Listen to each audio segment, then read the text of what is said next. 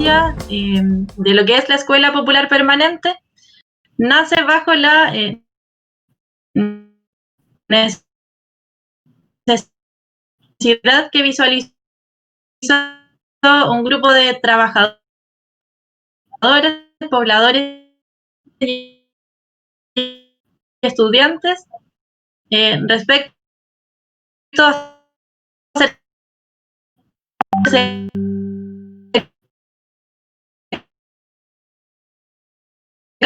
las visiones que ha perdurado hasta el día de hoy, claramente, y tratando de adaptarnos a este contexto de crisis sanitaria en el que no podemos reunirnos y vernos las caras, se ha optado por adaptar la instancia al modelo más virtual para no frenar tampoco las discusiones que son tan necesarias de dar en este tiempo. Por ende, hoy día vamos a realizar la segunda EPP virtual, donde lo que nos convoca a la discusión tiene que ver con el estado policial, la crisis económica y sanitaria. Y tenemos a dos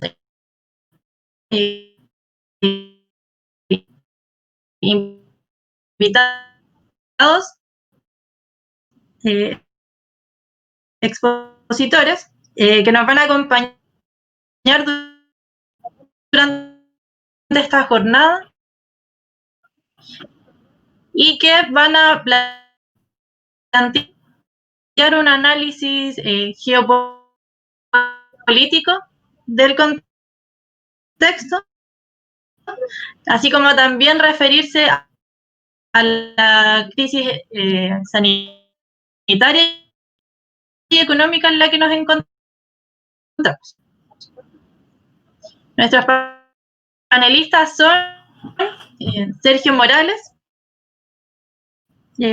trabajador portuario del puerto de San Vicente de Talcahuano, que también es miembro de la Escuela Popular Permanente, y nos acompaña también el compañero Rafael Agacino, quien es educador en esta región en nuestras discusiones. La metodología de esta sesión tiene que ver con que primero van a exponer los compañeros, primero Sergio, luego el compañero Rafael, y luego se va a dar espacio para que quienes estén escuchando puedan plantear sus preguntas, sus dudas o retroalimentar el debate. Por eso es importante que puedan estar atentos y escribiendo también en la página para que luego nosotros podamos hacerles llegar a los compañeros sus comentarios, inquietudes o preguntas.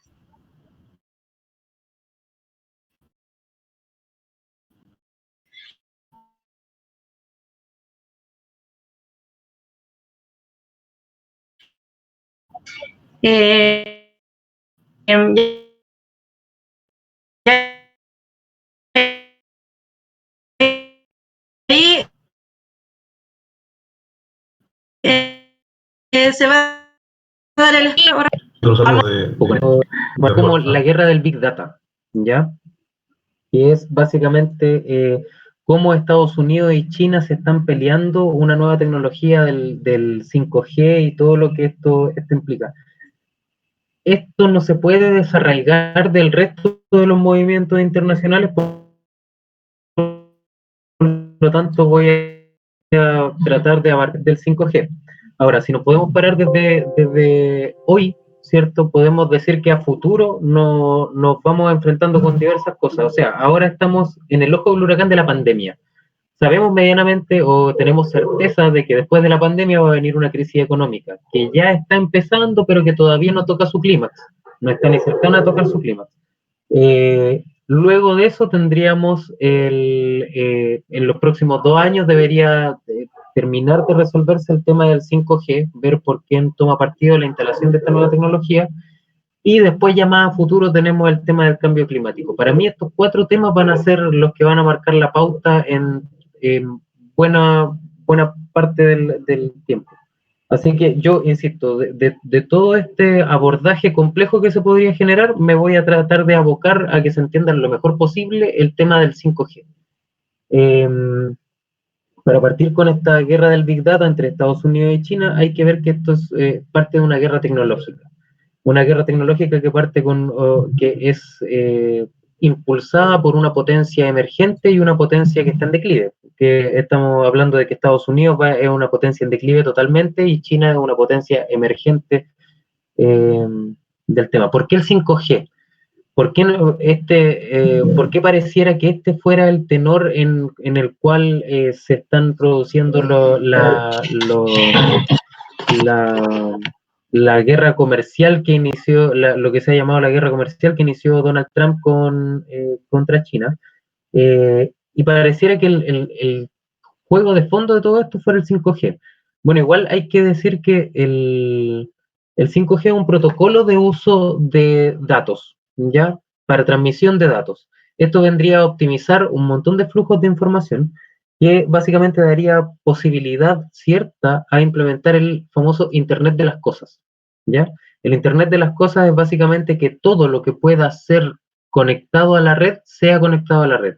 Hasta las cuestiones más inimaginables del mundo van a poder ser conectadas a la red. Esto va a generar un flujo de datos gigantesco, que quien sea la potencia donde se analicen todos esos datos, ciertamente va a tener una ventaja por sobre todo el resto. Y por eso es tan importante esta pugna, ¿ya?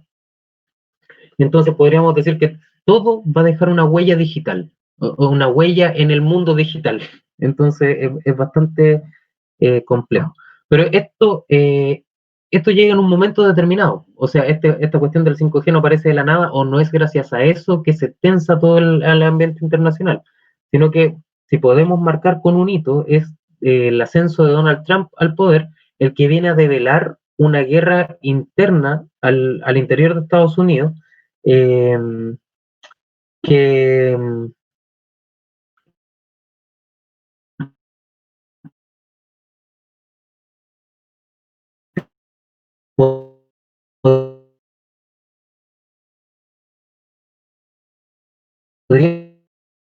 podría por los empresarios gringos que hablan del destino manifiesto de Estados Unidos, ¿cierto? Que está como esta cuestión como divina de que Estados Unidos está llamado a ser la potencia que rija por sobre el resto de los países del mundo. Y por otro lado, que son los que ansían el llamado, así llamado segundo siglo dorado americano, que vendría siéndose como seguir siendo la potencia mundial. Sola, ojalá. A este sector lo vamos a llamar los continentalistas. Y por otro lado están los oligarcas financieros que ocuparon y ocupan actualmente a Estados Unidos básicamente como una caja y como un buen aparato militar para hacer sus negocios. Es decir, ellos van por el mundo instalando cities financieras con el resguardo militar de sus inversiones, con el ejército yanqui a su espalda, digamos. Entonces, claro que estos sectores han estado haciendo negocios en conjunto un montón de tiempo. Por eso no es de extrañar eh, o sea, sus visiones empiezan a separarse ya más próximo a nuestros días, digamos. O sea, durante años estuvieron haciendo lo mismo, eran parte de lo mismo. Al interior de Estados Unidos hacían negocios conjuntos, les conviene a uno que existe al otro, hasta cuando empiezan a ver estos roces. Hasta cuando empiezan a ver estos roces de que los globalistas ya empiezan a tener más instalado, digamos, el tema de la City financiera, y ya Estados Unidos pasa a ser como otro país. Eso tal vez sea el momento que estamos viviendo. O sea, ya ahí aventurándome a algunas tesis. Bueno, eso es Estados Unidos. La potencia que está partida a la mitad, eso los debilita, eso los pone en el poder de debilidad que tienen hoy en día. ¿Vamos a analizar más factores que los tienen debilitados? Evidentemente, porque aquí hay fuerzas hay movimientos, hay jugadores y jugadas en juego. Entonces, y por otro lado, está el actor emergente, China, que que tiene a Xi Jinping en la cabeza. Xi Jinping, el presidente chino, eh, básicamente cuando él asume, empieza, ya hoy en día se habla de la era Xi, o sea, cuando él asume empieza con una lógica muy agresiva, sobre todo con un posicionamiento de China en el ámbito tecnológico, en la consolidación de relaciones políticas y comerciales con el resto del mundo. Instala a China como un socio comercial del mundo. Esa es su apuesta. Su apuesta es integrar al mundo a través de la franja y la ruta, unirlo, interconectarlo y hacer negocios todos juntos. Eso lo va posicionando en el ámbito internacional y lo va y en medio del declive gringo, la aparición de este salvataje chino parece como una potencia emergente, aunque no cumple con las características clásicas de lo que es una potencia, al menos con ánimos imperiales, no es la visión clásica de esa potencia en aumento. Hay que decir que si es por jugadores, Xi Jinping es lejos el mejor jugador que podemos ver, así como cuando prendemos la tele y vemos el CNN, es el mejor jugador de todos, porque eh, un país que es un continente en sí mismo, un país de que 1 de cada 7 humanos es chino. O sea, si hacemos esa proporción, este país es un continente en sí mismo, y este compadre llega ahí, a la cima del poder, y además su pensamiento, el pensamiento Xi, forma parte de la constitución política de China. O sea, su legado está solamente comparable con Mao Zedong. No hay otro, ya no tiene otro parangón histórico en la China moderna para poder hacerse como de igual. Entonces, ciertamente va a ser un jugador que va a seguir ahí. Y esa es la otra, o sea, como que no es como Donald Trump, que a lo mejor Joe Biden le gana en noviembre y chao para la casa.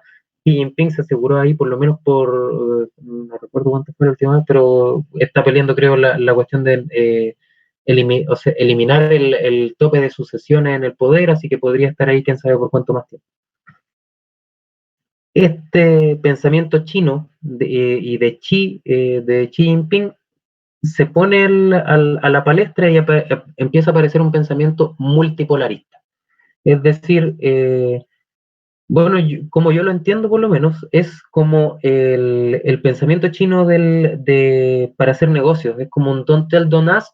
No va a colonizar a nadie, no le va a instalar bases militares a ningún otro país del mundo para asegurar su hegemonía y su control, solamente va a hacer buenos negocios.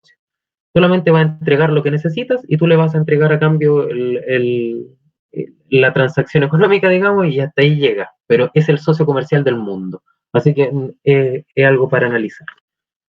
Eh, Desmenuzando un poco dentro de la guerra interna de Estados Unidos, o sea, porque analizamos ya los 3 jugadores, digamos, a grosso modo en juego, los continentalistas gringos, los globalistas gringos y los multipolaristas. En esta la chino, principalmente China, pero también Rusia y otros actores más. Pero ahora, viendo cómo está el panorama al interior de Estados Unidos, vemos que los continentalistas que tienen este ideario del imperio mundial de mano del poder militar, eh, se ven enfrentados a estos globalistas que están alojados principalmente a través de sus cities financieras, son los dueños de bancos, son dueños bueno, y también son dueños o sea, el sector globalista también es dueño como de los Big Five de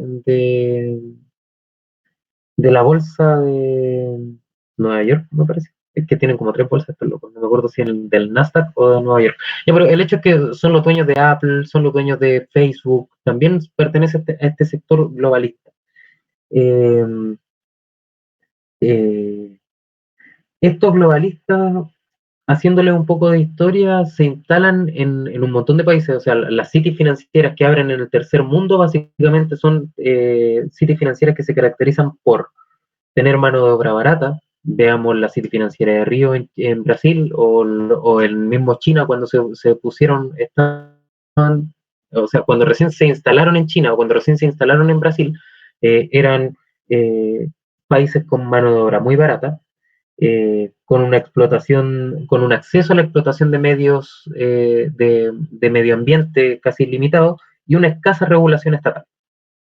Por lo tanto, les permitía hacer y deshacer dentro de ciertos lugares, dentro de ciertos conciertos. Entonces, así se fueron armando de poder y de poderío.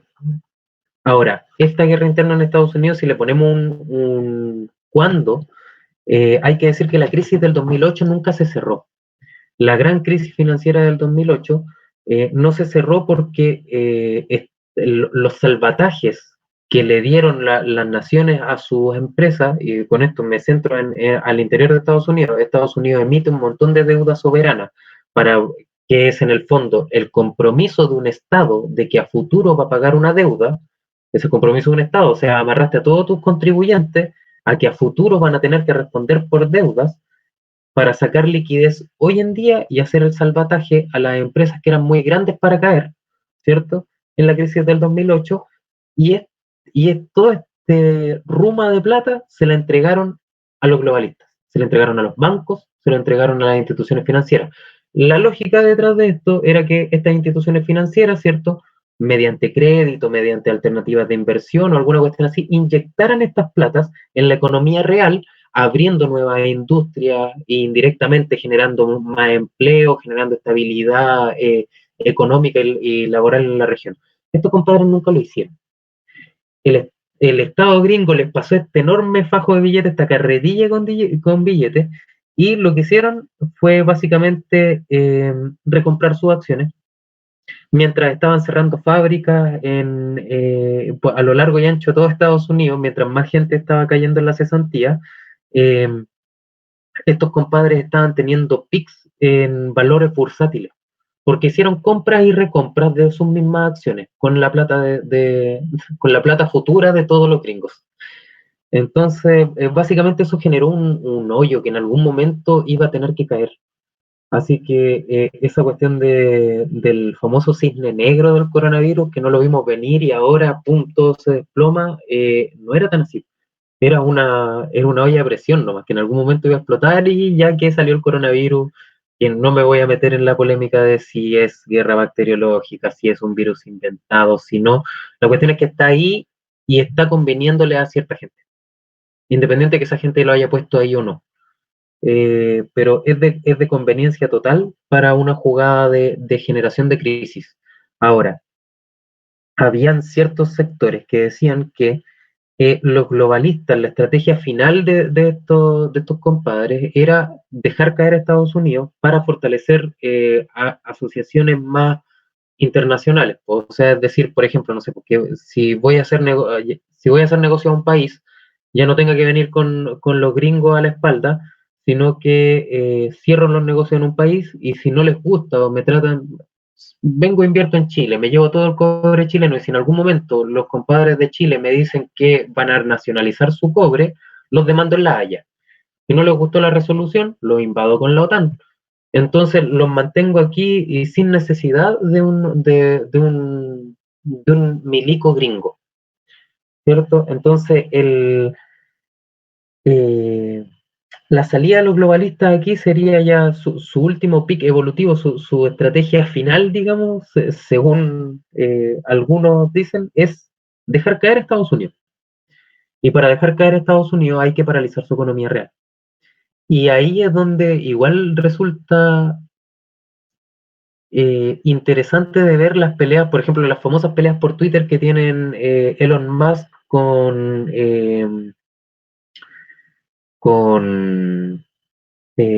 Mark Zuckerberg, que Mark Zuckerberg dice: cuidemos, que hay que cuidar a la gente de los contagios del coronavirus, bla, bla, bla, bla, que hay que mantener los confinamientos y todo eso. Y mientras tanto Elon Musk dice que hay que recobrar la libertad, que nos están coartando libertades, así que hay que volver a reabrir las fábricas, volver a producir. Esto parece como el llamado casi en caricatura de estas dos fuerzas en disputa, de los continentalistas versus los globalistas. El globalista es saboteando la economía real a más no poder, porque sabe que de eso en 2 o 3 jugadas más va a salir fortalecido. Porque el sector financiero va a tener que reestructurarse de alguna forma, mayor o menormente, porque, como digo, todas estas cuestiones son tensiones. Pues, está en tensión el proyecto continentalista, el proyecto globalista y el proyecto multipolarista. Sacar conclusiones ahora, mientras se están agarrando a combos, igual es difícil. Entonces, me quedaría con que veamos los movimientos de esto. El movimiento va para que esto, o lo que los globalistas, digamos, se percibe que quieren, es paralizar esta economía real, derrumbarla, generar una crisis tan aguda que solamente la única forma de salvarlo sean que nosotros aceptemos volver a ser reales sus capitales ficticios. Y eso vendría con un cambio de divisa, con un cambio hacia lo más probable es que sea una criptomoneda, porque es como lo que se ha puesto de moda ahora, ¿no? Como que no se hacen nuevas monedas, se hacen nuevas criptomonedas, ¿no? China empezó a ocupar algunas criptomonedas ahora hace un mes, 2 meses atrás para algunos, eh, para uso interno, me parece que es solamente dentro de China, pero ya se ve como una tendencia. Y además hay que decir que esa criptomoneda, o sea, la criptomoneda, el mercado cripto como mercado, no debe tener más de 5 o 6 años. La tecnología necesaria de programación para dar a luz este mercado cripto no tiene más de 2010, 2011. Debe ser cuando salen las primeras criptomonedas. O sea, cuando sale la primera, ¿cómo se llama? Bueno, el lenguaje, o sea, la forma de programación que tienen el mercado cripto. Entonces, básicamente tenemos eso. O sea, hay encierro en la creación de una, o sea, o se ve tensión de generar una nueva divisa internacional. Eh, y bueno, además, así como si falta para esta si falta para esta cazuela, digamos, hay que ponerle también que está en medio de la crisis medioambiental y que como salía esto, se está impulsando un Green New Deal, ¿no? Un nuevo trato verde, que vendría a ser básicamente una apreciación muy personal, es que es como cómo generar la industria de la guerra sin la guerra. El Green New Deal básicamente es decir, bota tu auto que usa benzina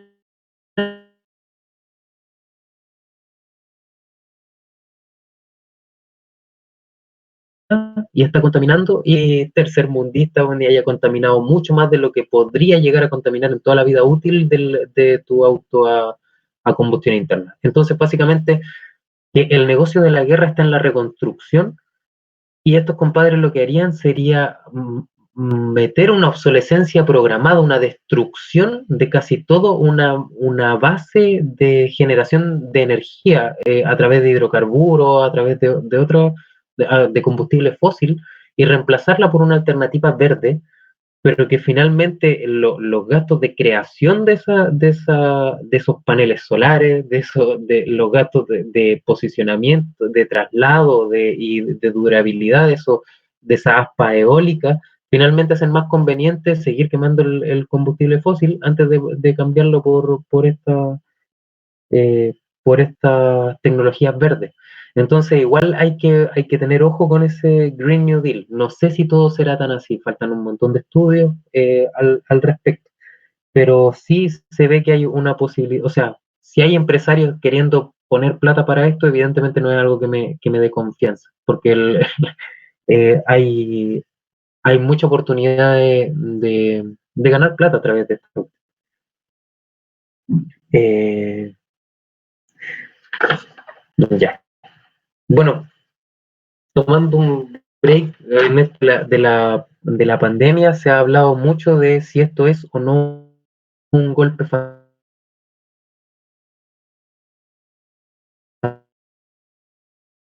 al capitalismo. El capitalismo va a tener la imposibilidad de mantenerse a mediano plazo, y la del filósofo coreano cuyo nombre no puedo pronunciar, Byung-Chul Han, el que dice que el capitalismo va a salir fortalecido de esto, de esta, bueno, aunque el capitalismo como sistema ha creado esta pandemia, indudablemente, pero dice que además se va a lograr sobreponer a ella y no le va a estallar en la cara, digamos, no es una cuestión que lo vaya a debilitar, sino que lo va a fortalecer y lo más probable, y se la juega porque se va a exportar el Estado policial chino, que básicamente los chinos han logrado contener la pandemia violando una cantidad de libertades civiles impresionantes que es imposible de practicar en un país como Chile o en un país occidental en general, porque el nivel de violación a derechos individuales es altísimo. Pero lo más probable es que se exporte esta forma de este Estado policial, esta forma de hacer política desde el Estado, y que llegue a Occidente.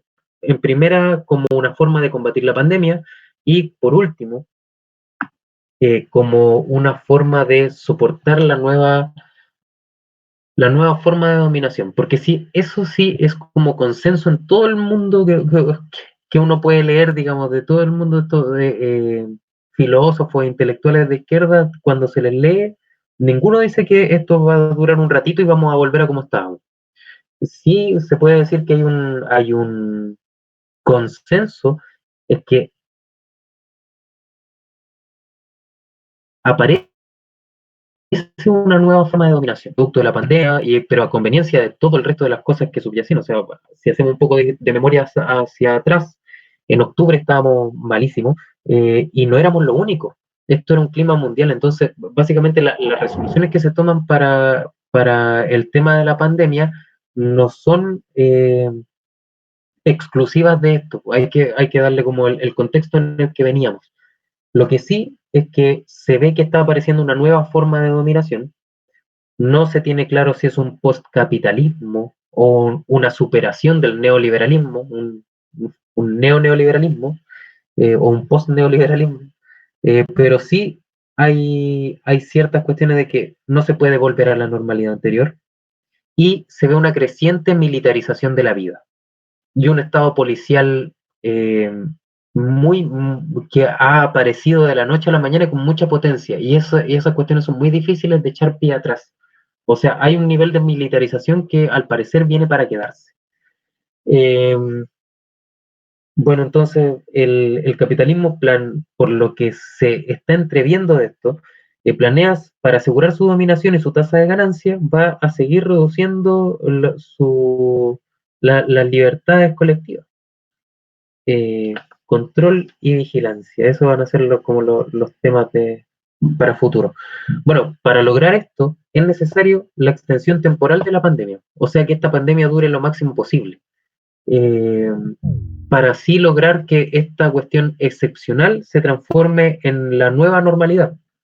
A todo esto hay que decir que esto también da, o sea, calza con más cosas. O sea, esta forma de mantenernos a todos en nuestras casas, de hacer el teletrabajo, de hacer la educación a distancia, de pedir todo a través de apps, de los deliveries, de todo lo que sea retail, eh, vienen de la mano con lo que ya se venía anunciando que iba a ser la cuarta revolución industrial, pues. O sea, básicamente se está reduciendo el empleo en todas las empresas y el impacto sobre el empleo va a ser brutal.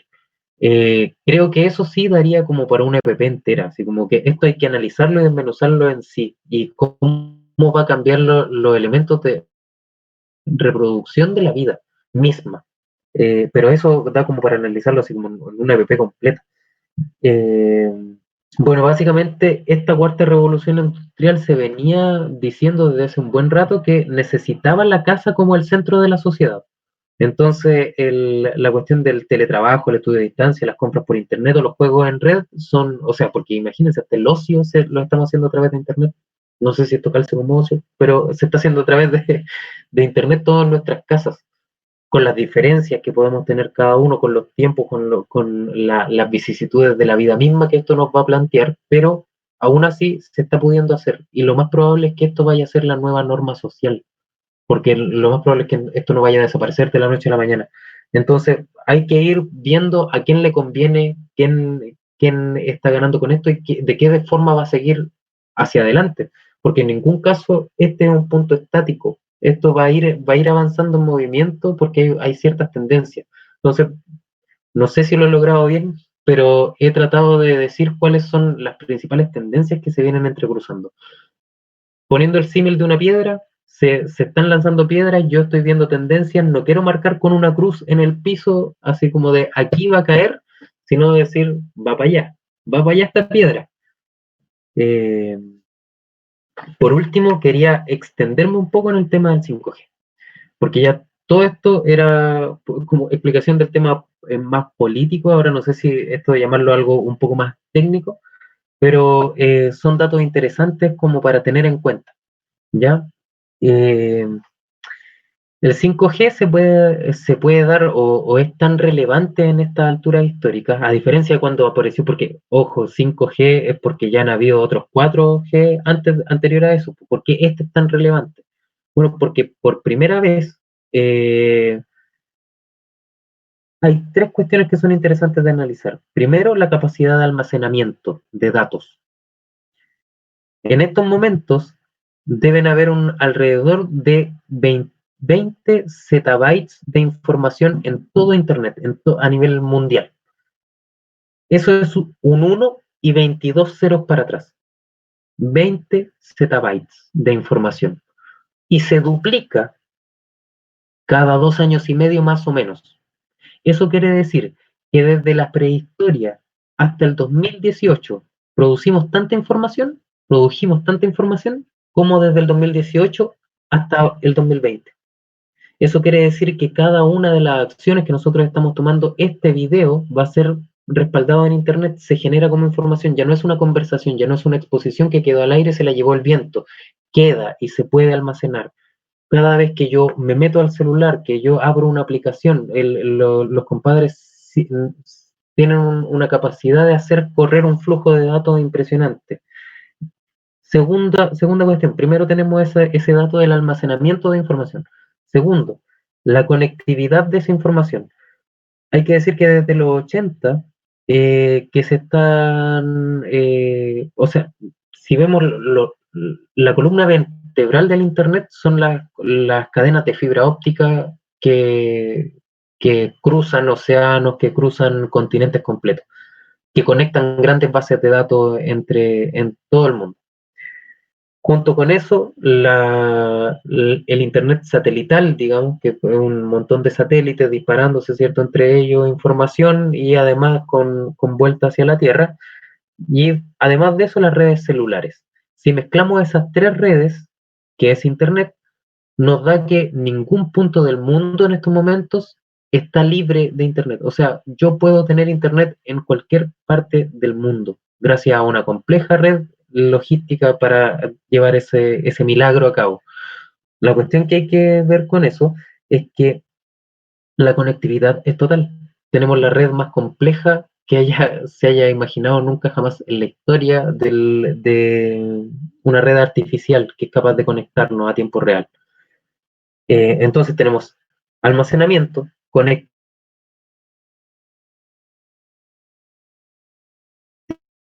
y lo último es el procesamiento. Vamos siguiendo el hilo. Todo lo que está en la red deja una huella. Ahora, esta red es global y potencialmente todos y todo puede estar conectado a esa red. Entonces, ¿qué se hace con todo ese inmenso volumen de información? Se procesa. Ahora, si el almacenamiento, si dijimos que desde la prehistoria hasta el 2018 produjimos tanta información como del 2018 hasta el 2020, la capacidad de procesar todos esos datos se duplica año a año. Eso quiere decir que estamos en mejor pie para poder procesar esos datos que para poder almacenar esos datos. Lo que quiero decir con esto es que el 5G es una herramienta muy peligrosa porque finalmente hace muy poco tiempo, y de hecho fue Huawei uno de los primeros que empezó a descentralizar este tema de las inteligencias artificiales. Si tú le preguntas a Siri, a la inteligencia artificial de Apple, esa pregunta va a viajar a un servidor de Silicon Valley o a un data center de Silicon Valley, donde vive Siri, digamos, va a responder la pregunta y va a viajar vía Internet para entregar la respuesta. Eh, Eso quiere decir que Siri en Silicon Valley está, tiene oídos por todo el mundo, ¿cierto? Ahora, si eso lo lleváramos al tema del 5G, es que estos compadres se van a enterar hasta cuándo habrá ahí el refri. Ahora, el tema es que en programación hay como un axioma, una ley, que dice que quien puede predecir, puede programar. El tema es que con este volumen de datos se pueden hacer, o sea, como que uno se siente muy libre, pero en realidad no es tan libre, en realidad es bastante predecible y ya hay algoritmos hay algoritmos de Facebook para detectar personalidad. No olvidemos en los escándalos de ascenso tanto de Obama como de Trump. El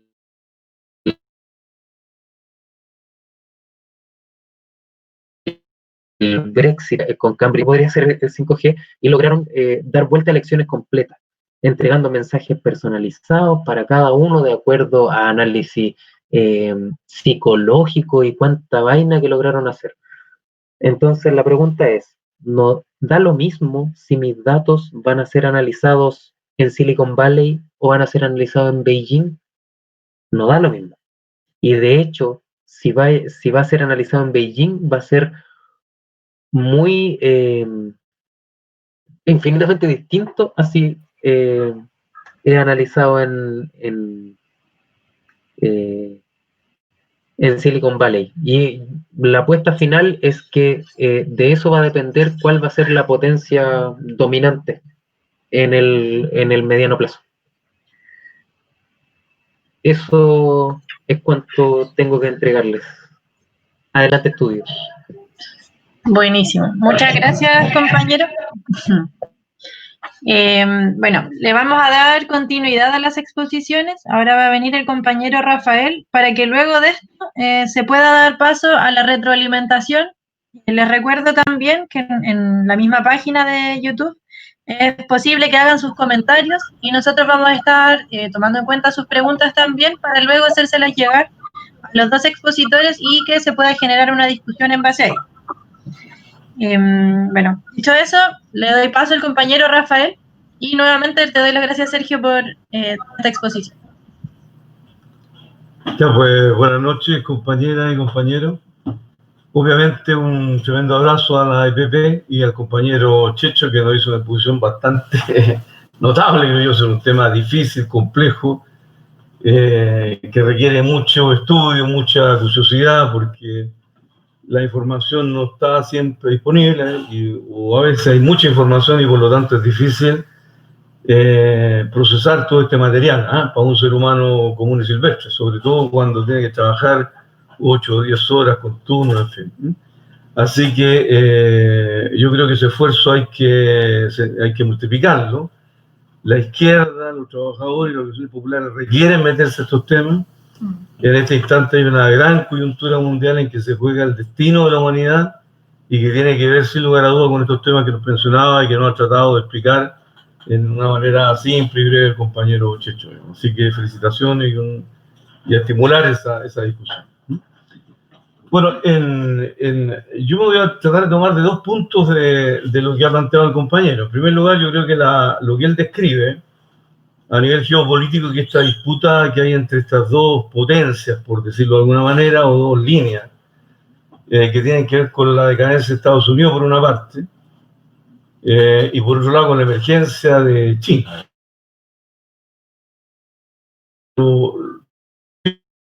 Globalista y continentalista, digamos. Trump expresa una vuelta de esto, efectivamente, América hacia adentro, mientras Jinping salva la PEC, salva los tratados de acuerdo de libre comercio, efectivamente, e intenta resolver los problemas financieros que se generan con la política errática de la Reserva Federal, por ejemplo, ¿no? O inclusive el Banco Central Europeo, por cierto. Sin embargo, lo que quiero resaltar de ahí, en realidad, es que más allá de esos detalles y la forma en particular que tome la disputa, por ejemplo, a partir del control de la IA y el 5G, es que mientras esto no se resuelva, es decir, mientras sigue existiendo una disputa entre esta potencia emergente, China, y esta otra potencia que no termina de dejar un lugar a la hegemonía de su competidor principal, implica una situación de transición larga, densa, dura, problemática, contradictoria, y que tiene como espectadores, inclusive como víctimas, al resto de los países dependientes, África, Asia y por supuesto América Latina. Entonces, esa situación de la coyuntura mundial, de la geopolítica, este momento de transición en que no se resuelve, en que no se termina de constituir una hegemonía clara, evidentemente tiene una serie de implicancias políticas para nuestros países, ¿eh? Estados Unidos enfrenta la Primera Guerra Mundial sin prácticamente ningún balazo en su territorio, enfrenta la Segunda Guerra Mundial con algunos balazos en Pearl Harbor, que es en el Pacífico, y termina invadiendo, ¿no es cierto?, Europa y llegando prácticamente hasta Berlín. Y se reconstruye el conjunto de instituciones como Naciones Unidas, se funda el Banco Mundial, el Fondo Monetario Internacional, que implica la asunción del dólar como moneda de cambio internacional, como dinero mundial, con control territorial, control de recursos. Europa se endeuda con el Plan Marshall a partir de los préstamos que genera Estados Unidos en dólares y tienen que ser pagados en dólares como moneda mundial para una Europa devastada por la guerra, digamos. Entonces, sobre la guerra de la primera y la segunda, pasando por la crisis del 29, Estados Unidos se erige como la gran potencia mundial, siendo el gran productor de tecnología, de bienes, tanto manufacturados como bienes agrícolas, y también imponiendo su moneda como moneda, expresando eso, el poder soberano, ¿no? El poder soberano del Estado norteamericano, o el Estado de Estados Unidos, más bien dicho, expresado en su moneda como dinero mundial. Bueno, y eso es lo que no ha pasado con China, digamos. China es el gran oferente neto de mercancía, como lo hemos dicho otras veces, sin embargo, no es su dinero o su moneda la que hoy día es hegemónica. Inclusive durante por lo menos 20 años China ha estado defendiendo al dólar. Porque dado que Estados Unidos es la primera potencia que le compra o compradora neta de los productos chinos, la manera en que China podía mantener su crecimiento y poder exportar la producción que generaba era no valorizando su moneda, sino que desvalorizándola. Es decir, a China le convenía que el dólar subiera respecto al yuan y no al revés. Porque cada vez que el dólar subía respecto al yuan, los gringos tenían mayor poder de compra de yuanes y por lo tanto mayor poder de compra sobre productos chinos. Entonces se da esta paradoja, digamos, que la gran potencia oferente neta de mercancía, aquella que crece aceleradamente, su crecimiento y su asunción como una potencia emergente a nivel del mercado real, requería de la defensa de la moneda del imperialismo que es su gran rival hoy día. Esa paradoja es la que tiene que resolverse en algún momento, por lo menos a nivel monetario, a nivel de la armonía entre el comercio real por una parte y la circulación monetaria como criterio mundial por otra. Por lo tanto, yo quisiera tomar esto que nos plantea el compañero Chicho, que esta situación de interregno, ¿no? Estos empates relativos que todavía no terminan de resolverse. Tomando eso, en una larga época de transición dura, contradictoria, que va a tener muchas implicancias para los países dependientes, yo voy a meterme fundamentalmente en el análisis político de la situación chilena, digamos. Es bastante abrupto el salto, pero era necesario resaltarlo porque creo que hay un elemento clave para eso, ¿no? Como ya lo hemos hecho en otras oportunidades en la escuela, nosotros hemos hecho análisis de periodo y análisis de coyuntura. Disculpen la repetición de esto, lo han escuchado muchas veces, pero a veces vale la pena replantearlo porque son las categorías que la propia izquierda y las luchas populares han ido generando para poder interpretar el mundo en el cual se intenta intervenir en la vida del proyecto emancipador. Entonces, esta distinción entre periodo y coyuntura indicaba en realidad que el periodo se refería a lo que llamábamos el bloque en el poder y a un régimen político. Y lo que nosotros estamos argumentando ahora es que precisamente ese empate relativo, ese interregno en que no se termina de resolver la contradicción entre esta potencia emergente y la potencia decadente que es Estados Unidos, implica que una solución a la crisis política, es decir, una solución a la crisis, al periodo, por así decirlo, el cierre de la crisis política, en Chile y en América Latina no podría también extrapolar, porque estilizando los hechos, depende mucho de esa resolución. Porque la pregunta clave que se formula acá, en realidad, es qué tipo de América Latina requiere China para poder consolidar su hegemonía precisamente en el patio trasero de la potencia con la cual compite, digamos. Y obviamente no podría decir Latina que requiere Estados Unidos para poder mantener y resistir en el mar de China. Por otro, desde ese punto de vista, no podría argumentar, como lo hemos dicho ya, por las repeticiones, que América Latina es un espacio en disputa, territorial, política, socialmente, además de las cuestiones de los recursos existentes. Y si eso es así, entonces, mientras esto no se resuelva, no sabemos si vamos a tener un modelo latinoamericano guión chino o latinoamericano guión estadounidense a las nuevas circunstancias que tenga Estados Unidos. Por lo tanto, no podría decir, desde el punto de vista de las alianzas burguesas internacionales, la alianza de las transnacionales y sus expresiones en los países dependientes, y en el caso chileno en particular, podríamos decir, bueno, en realidad no está claro para la burguesía chilena cuál es el proyecto económico, no patrón de acumulación, y sobre el cual generar un consenso político con un conjunto de instituciones que permitan licuar ese funcionamiento del patrón de acumulación.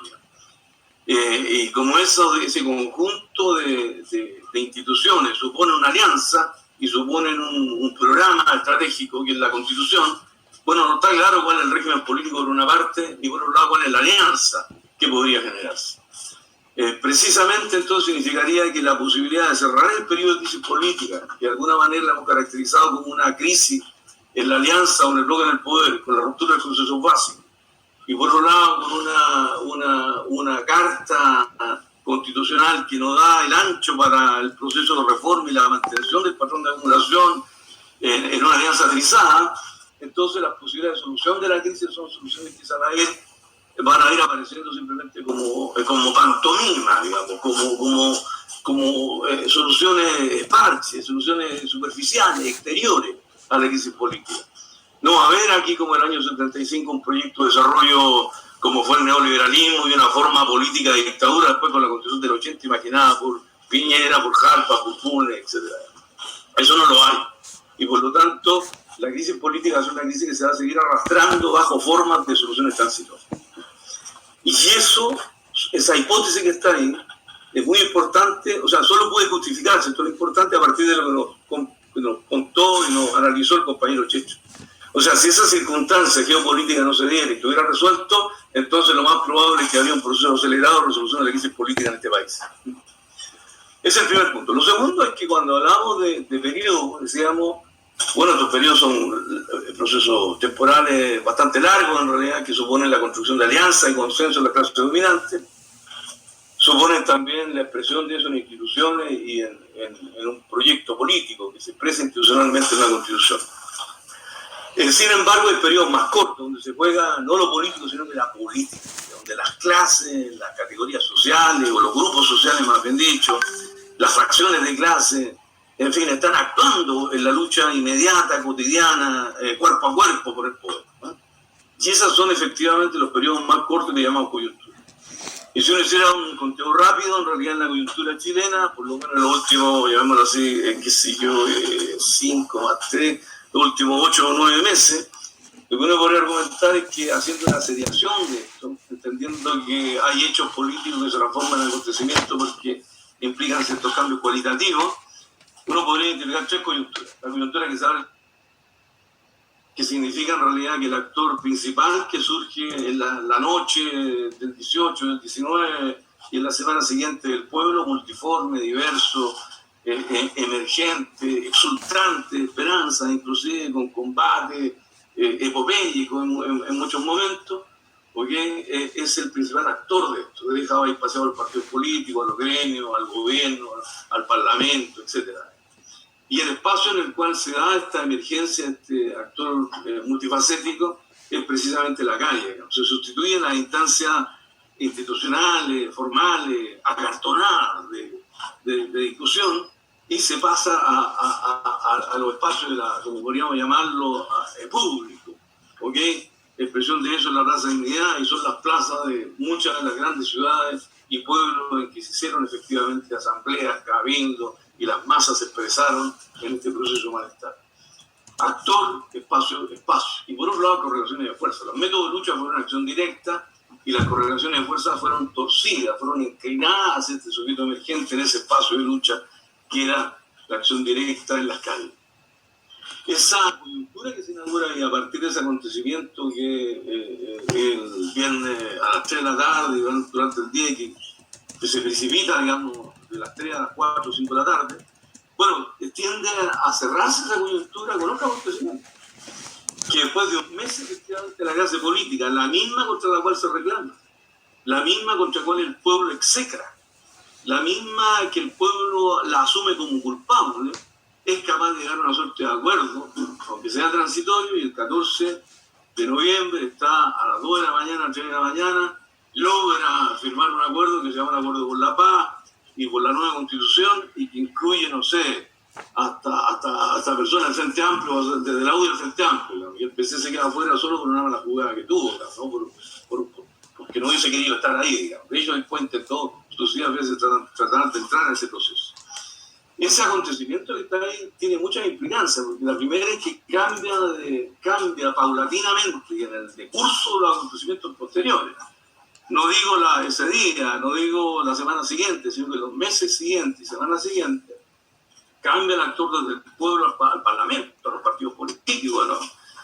Boris es de borde por la derecha, no sé, la gente del PPD, etcétera, son los que están articulando efectivamente este acuerdo, ¿eh? Son los nuevos actores que emergen.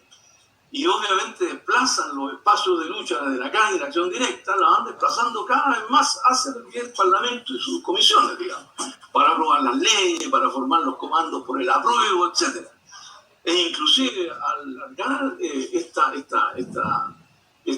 idea de aprobar el plebiscito de entrada, después el plebiscito por elección de los constituyentes, el plebiscito de salida, bueno, simplemente dividieron el movimiento popular. Meten una vez más frente a este movimiento popular que había irrumpido una cuña que significa la división entre el apruebo o no participo en la elección. Y eso estaba tomando mucha forma. Bueno, el proceso de movilización fue creciente, digamos, sobre todo en los meses de enero, febrero, y todo el mundo apostó que en marzo se volvía en marzo y de nuevo la iniciativa de estar en el movimiento de masa, de nuevo el escenario de la coyuntura iba a ser las calles, y de nuevo, ¿no es cierto?, que se dio los métodos de lucha que iban a ser la participación directa y la autorrepresentación de las masas en esos espacios públicos, cambiando las correlaciones de fuerza. Y eso pareció ocurrir el 8 de marzo, hay una gran marcha que significa millones de personas en las calles en todo el país. Sin embargo, a los días de eso, es decir, el día 18, aparece Piñera en televisión y anuncia la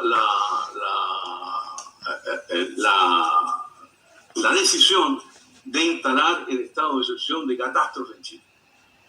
Y en ese instante, entonces, a propósito de la pandemia, a propósito de la cantidad de muertos que se veían en Italia, en España, qué sé yo, el susto y la situación pandémica generalizada que hay en el mundo, esta crisis sanitaria le permite a Piñera y a la élite de manera muy inteligente cambiar el eje de la discusión.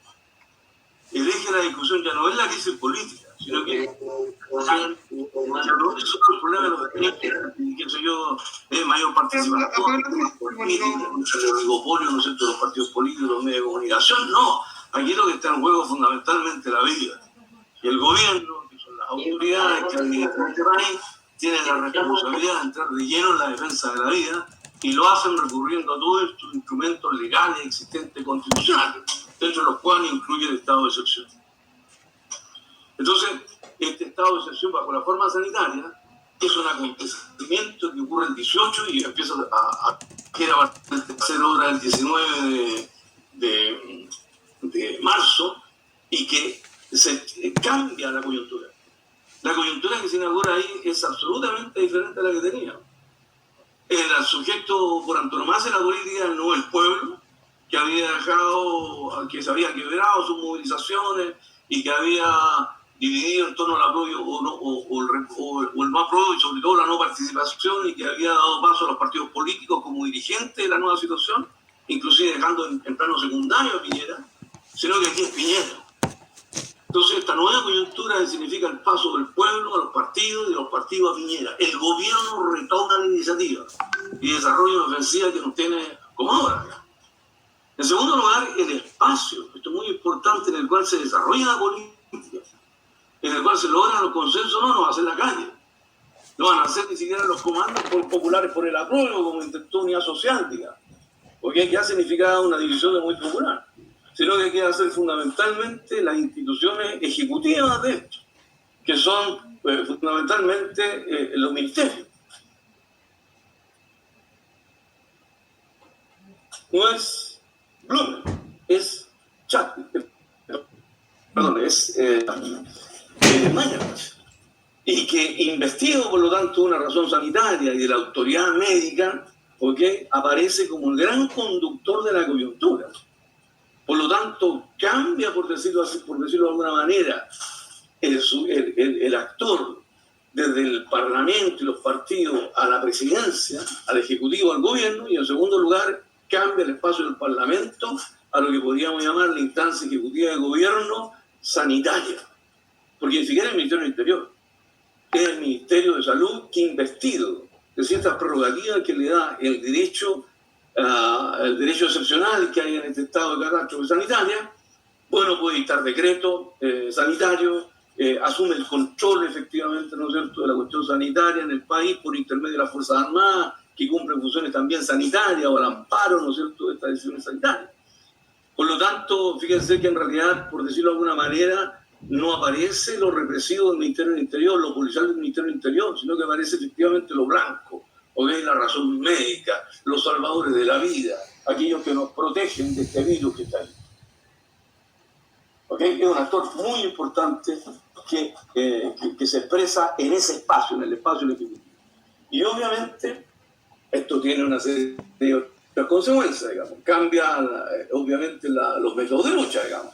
Lo que hay una suerte de retraimiento ascendente, digamos. La última manifestación que hubo popular acá, de carácter más bien emblemático, fue el 1 de mayo, muy poca gente en la Plaza Dignidad, en el caso de Santiago. Entiendo que en Concepción hubieron 3 citaciones, también muy poco minoritaria. Antes del 29 de junio había habido alguna manifestación un poco más masiva en la Vía Francia, digamos. Pero en general, digamos, lo que hay es fundamentalmente que los métodos de lucha y la acción directa que estaba presente en esto cada vez va disminuyendo hasta que llega un momento en que el confinamiento y el estado de las cuarentenas, que ya no son solo las comunas de los sectores de la burguesía o de los sectores más altos de ingresos, empieza, digamos, a generar una suerte de resguardo, una suerte de retraimiento hacia lo íntimo, al amparo entonces de esta situación. El compañero Chicho decía, mire, el hogar es la unidad, así lo decía, por el teletrabajo y por otras cosas, decía, el hogar es la nueva unidad, por así decirlo, que explicaría la sociedad, o si es que mal lo recuerdo. Bueno, aquí un poco sucede lo mismo. No en la calle, no en el Parlamento, no en la plaza pública, en la casa. O sea, estamos retraídos efectivamente a esa casa para los que la tienen, por supuesto, porque los que no la tienen están durmiendo, ¿no sé, en Santiago, en las estaciones del metro, fundamentalmente por el frío y porque simplemente son sin casa, gente que no tiene o que viene para Tejón Central, ¿no es cierto?, las casas de cartón que se están produciendo. Pero lo que quiero decir es que hay una suerte de retraimiento ahí. Por lo tanto, el 19 de marzo se inaugura una nueva coyuntura que cambia el actor, cambia el espacio de la política, el escenario, cambia las correlaciones de fuerza y los métodos de lucha. Y eso que está en marzo, llevamos 19 de marzo, el 19 de abril, 19 de mayo, que cumplimos pasado mañana, van a ser 2 meses de confinamiento. Entonces yo quisiera, como un punto, plantear así, en términos de coyuntura, bueno, ¿cómo podemos interpretar esta situación coyuntural? Sobre todo pensando en el impacto que ha generado en la izquierda. Si la coyuntura anterior se hizo el movimiento popular entre los apruebos o los que no participan, esta coyuntura que está acá ha trizado un movimiento popular porque una gran cantidad, o sea, grandes sectores del movimiento popular que estaba participando activamente simplemente se fundió en las casas, digamos. O sea, fue obligado a una suerte de panicodemia, una suerte de pánico, en la idea de salvar la vida frente a esta pandemia que había se retrotrajo. Dejó de participar, ¿no es cierto?, en la asamblea, dejó de participar en las organizaciones que había, como tendencia general. Eso incluye también a una larga franja de militantes, que era la franja más activa de ese movimiento popular, que también no solo viejos como uno, sino que también jóvenes fueron permeados por esta lógica, ¿no es cierto?, de la panicodemia o del pánico frente, ¿no es cierto?, a esta pandemia. O sea, el efecto psicológico que generó esto fue muy importante. Y la racionalidad de ese pánico es la racionalidad de la salud. Es una racionalidad sanitaria, cuyo elemento, si Mañalich llama a cuidar la vida, instala cuarentena, suspende las clases, nos obliga a ir, coloca el toque de queda a las 10 de la noche y coloca más encima la cuarentena, y un conjunto de alcaldes y otros funcionarios del colegio médico piden a grito, ¿no es cierto?, que haya cuarentena para salvar la vida. Es muy difícil de que haya un contraargumento frente a ese cúmulo de razones amparadas por la razón sanitaria, por la razón médica. Y eso es lo que se expresa hoy día en general, que significa una suerte de desarme, no solo de las capacidades organizativas y de movilización del pueblo, sino que adicionalmente las capacidades argumentativas, porque nadie puede, hasta antes de la crisis social que se avecina por el desempleo y por el hambre que va a haber, nadie podía poner hace 2 semanas atrás o 3 semanas atrás, qué sé yo, alguna razón política frente a la racionalidad de estar en cuarentena para salvar la vida y proteger a nuestros viejos, digamos, o proteger, ¿no es cierto?, a los enfermos que tenían vulnerabilidades por enfermedades de base.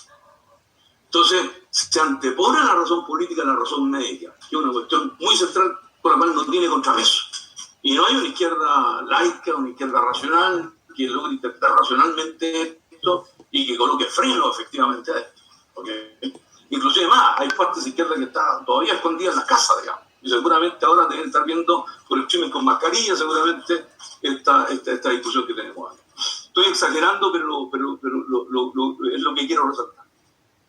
Eso como el primer punto. En segundo lugar, fíjense usted, para ahondar más en esta interpretación, esto por supuesto que quedan organizaciones, o sea, se desarrolló los comprando juntos, se han desarrollado, ¿no es cierto?, esta idea de empadronar a los viejos, ir a apoyarlos para comprar los fármacos, o estar preocupados de ellos si viven solos, etc. Hay una serie de elementos comunitarios que se han mantenido y que se han desarrollado, pero sin embargo eso queda en el marco exclusivamente de la intimidad.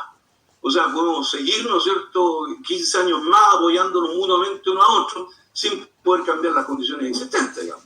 Por lo tanto, es cierto que eso no estaba antes porque significa una reconstitución de la comunidad, pero es una comunidad que está todavía sin capacidad de emanciparse de la razón médica. Es simplemente casi una expresión de la humanidad inevitable que puede tener cualquier ser respecto a otro cuando lo ve solo, cuando sabe que no puede ir a comprar y que cuando tenemos que apoyarlo, digamos.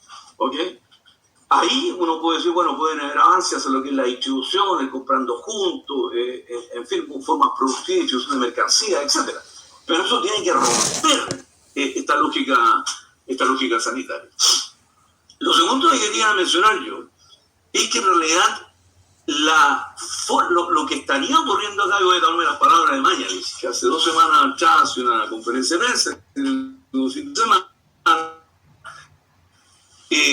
llama al momento que se está viendo ahí lo que llama la batalla de Santiago. O sea, toma la idea de que estamos en guerra, que la había alargado Piñera hace mucho tiempo, la retoma, estamos hablando de una guerra contra el virus, Lo que viene en este instante es que cuando va a responsabilizar a la gente de por qué estamos saliendo de la meseta y que por lo tanto el número de contaminados va a ir aumentando, llama a esta batalla de Santiago. Que es la batalla de Concepción, de Antofagasta, Arica, de todos lados. Pero llamó a Santiago porque es la manera que lo denominó. Y esta batalla de Santiago es una guerra, es un momento de la guerra. Es una guerra larga y prolongada, no es que mañana sea Maoísta ni mucho menos, simplemente dice va a ser duro, va a tener muchos momentos, etc. Y va a ser una guerra contra el enemigo interno. Y fíjense que aquí hay, esto es lo que quiero resaltar, esta idea de enemigo interno, un enemigo interno bastante particular, porque estamos en guerra contra un virus.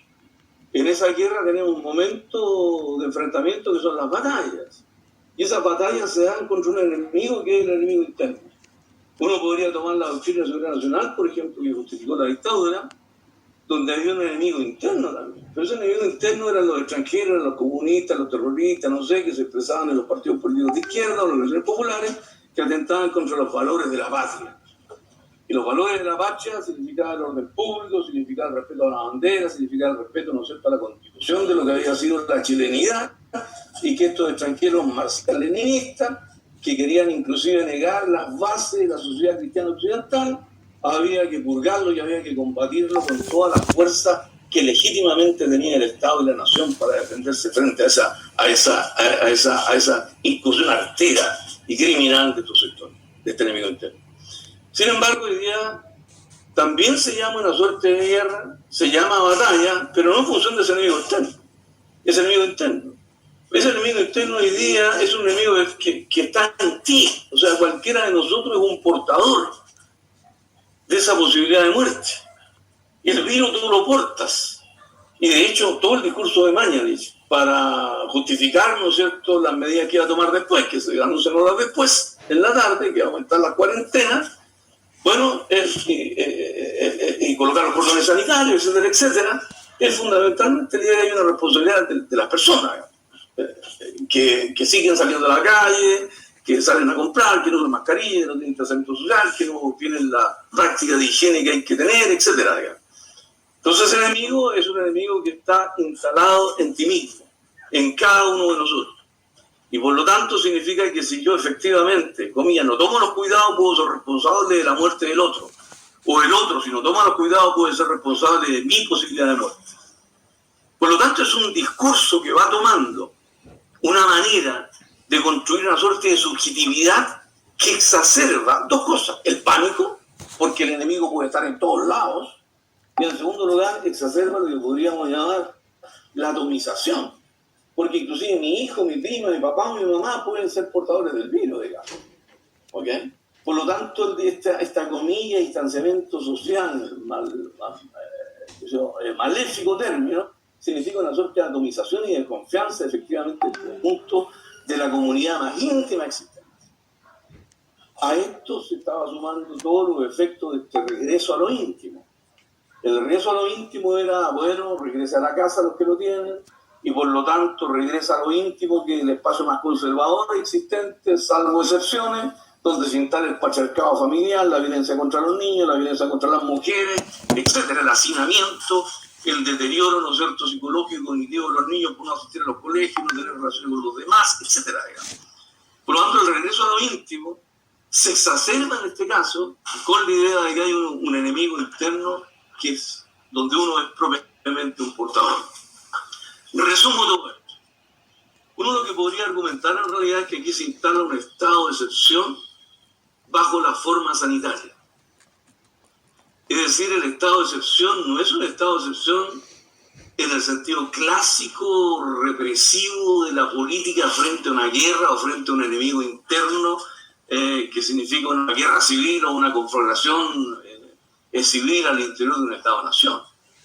No, este es un estado de excepción que significa un control de los cuerpos, un control de las poblaciones, al amparo no de una razón política en el sentido estricto, en el sentido convencional del término, sino al amparo de esto que podríamos llamar una razón médica, una razón científica, que, comillas, da legitimidad, esto es muy importante, a esa forma represiva, policíaca de instalación del control de las poblaciones.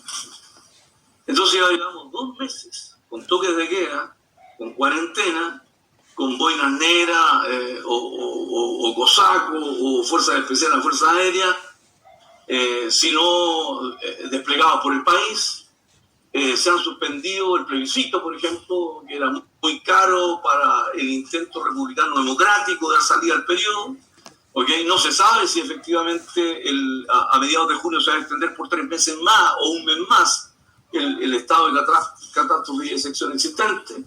Hay una ofensiva de Piñera,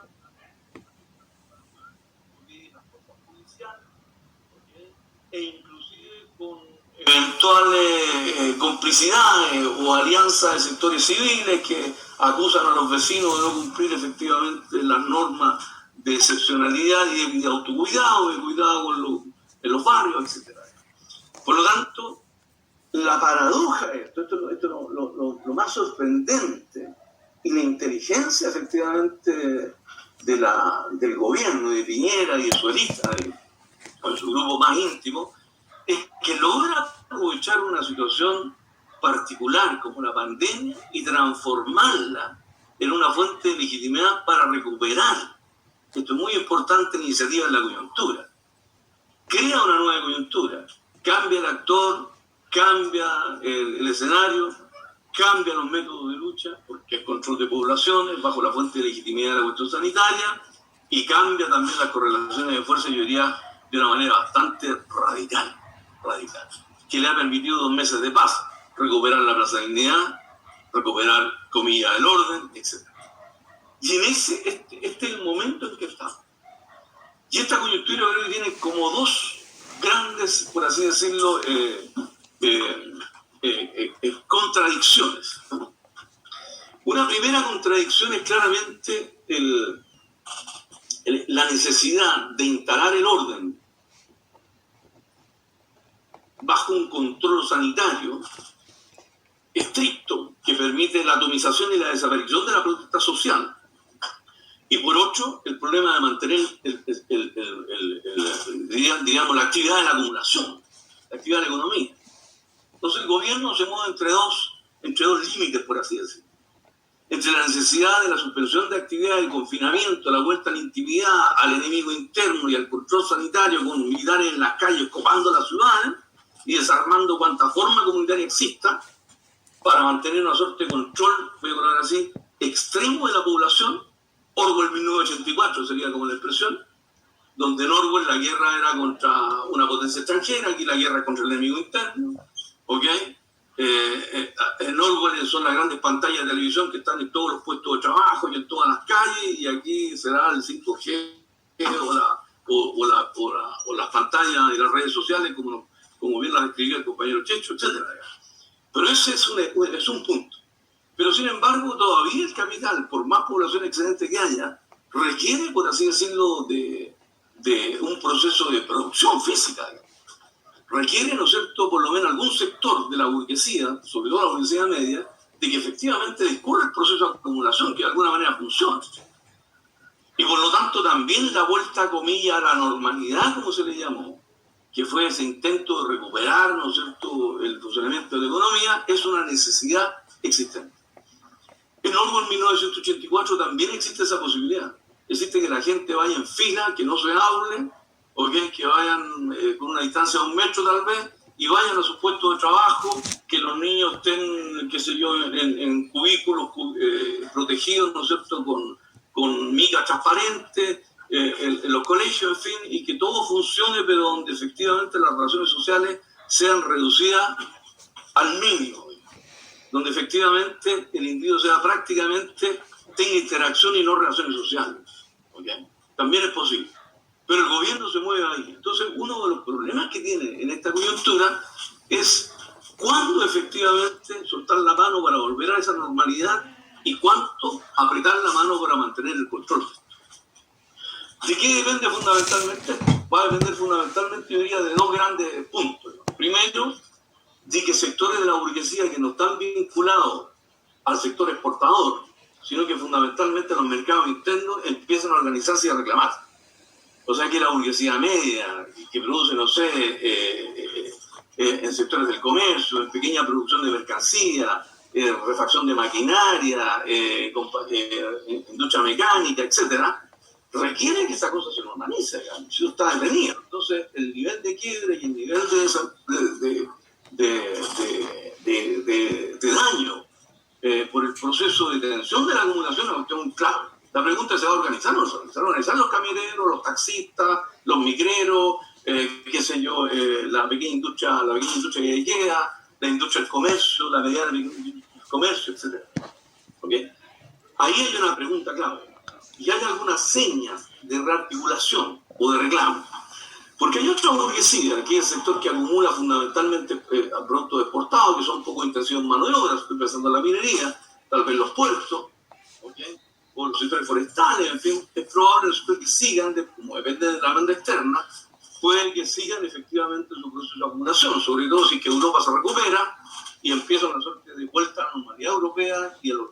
mercados mundiales, por supuesto, amén de China. Entonces ahí hay un primer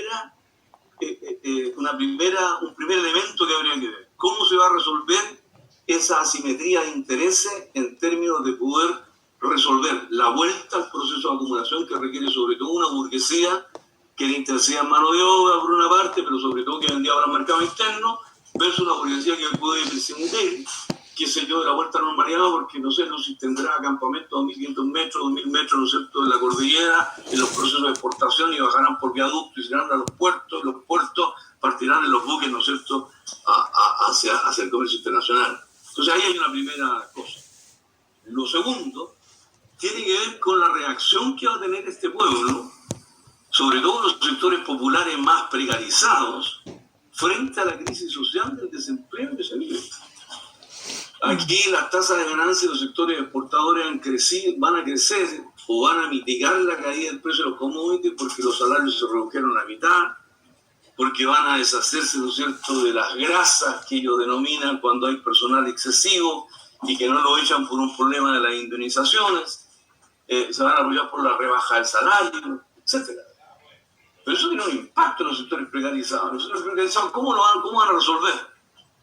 Van a organizarse aquí marchas del hambre, ¿okay? Las marchas del hambre se organizaron en el año 82-83 en Chile, ¿okay? Claro, sustentadas por una iglesia que implicaba, ¿no es cierto?, que había bolsas de cesantes en las poblaciones, donde estaban los comprando juntos, donde había las ollas comunes, en fin, y por otro lado, donde habían partidos políticos en algún grado de legitimidad, sobre todo la izquierda más dura, que lograban en definitiva generar elementos de organización y sostener esa posibilidad de las grandes marchas del hambre que hicieron en 81, 82, 83, y que fue la manera en que el movimiento popular irrumpió, ¿okay? Más que el movimiento de trabajadores en un momento determinado.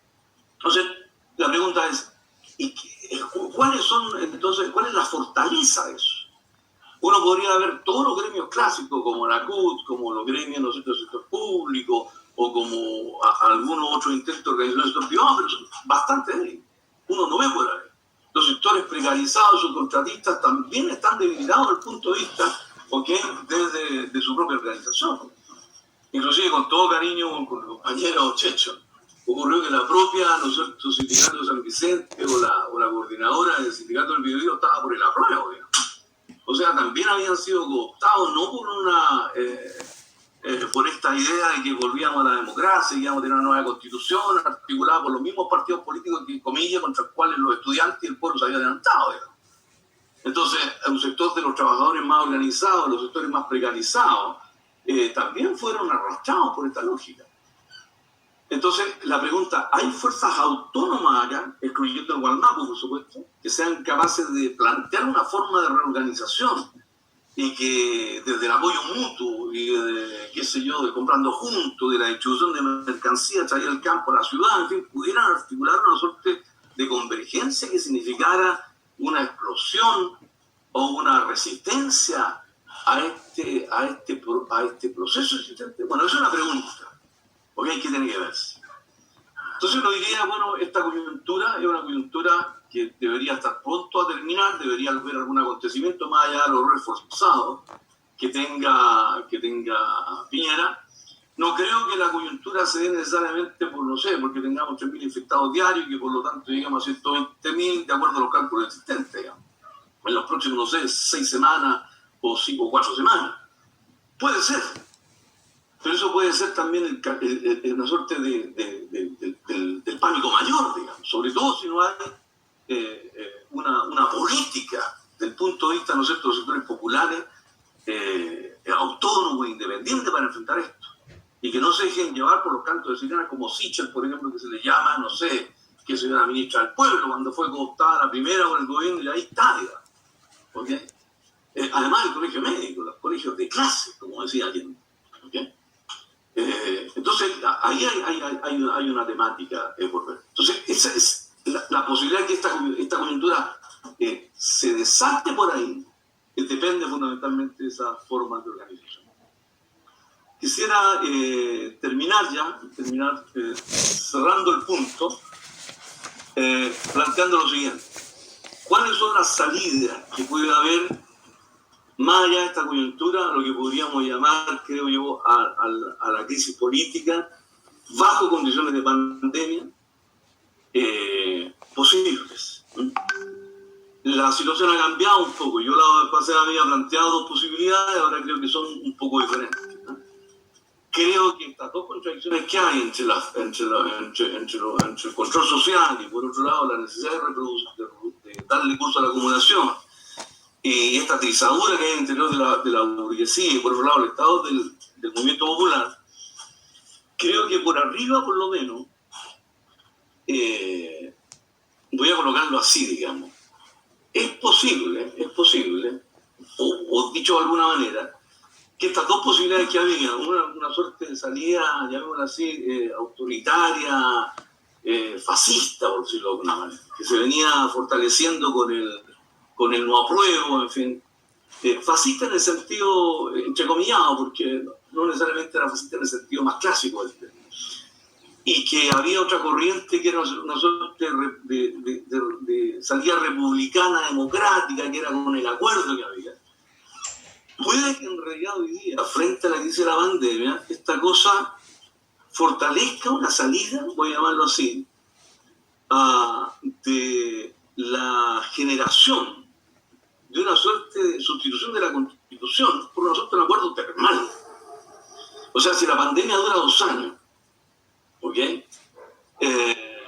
Y si hay una desestructuración en los términos que lo planteábamos antes, producto de la manera en que se está tomando el asunto sanitario como razón sanitaria y como forma de control de los cuerpos, uno podría imaginarse que inclusive hay cierto sector de la derecha, ¿ok?, que podría estar pensando en realidad que, bueno, lo que primero que hay que hacer es volver a postergar el plebiscito. En segundo lugar, hacer un acuerdo para un largo plazo, hacer algunas reformas e instalar, por decirlo así, este estado de excepción con control de las poblaciones, en el entendido de que hay una tendencia atrás de esto, que es la generación de un estado policial, pero no un estado policial, por decirlo de alguna manera, como un instrumento que se utiliza excepcionalmente en determinados momentos, sino que lo que estoy tratando de articular es que el Estado policial, que de alguna otra forma habíamos mencionado hace ya años atrás, por lo menos 2 o 3 años, ¿okay?, en un artículo llamado ¿Dónde está el poder?, es que el Estado policial se va instalando como una condición estructural de la crisis del sistema político de la democracia.